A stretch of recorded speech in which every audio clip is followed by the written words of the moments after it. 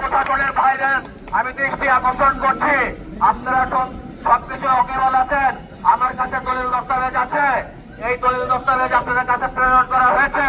আপনারা তাদের বিরুদ্ধে ব্যবস্থা নেন অতি শীঘ্রই, না হলে এই সাধারণ শ্রমিকরা ওদের হক আদায় করার জন্য যা যা করা দরকার ওরা শেষ রক্তবিন্দু পর্যন্ত নিয়ে এটা প্রতিবাদ করবে। আপনারা কি আমার সাথে একমত? আপনারা কি একমত? আপনারা যদি চিন্তিত হয়ে থাকেন, আপনারা যদি চিন্তিত হয়ে থাকেন তাহলে আপনার এটা আমি আমার সাধারণ শ্রমিক ভাইদের আমি আসতাম না এখানে।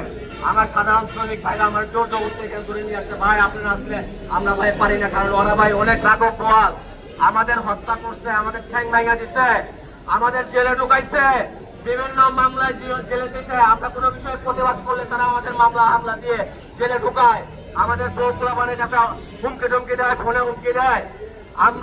আমি বিএনপির সাধারণ একজন কর্মী, এই গাবতলী শ্রমিক দলের আহ্বায়ক।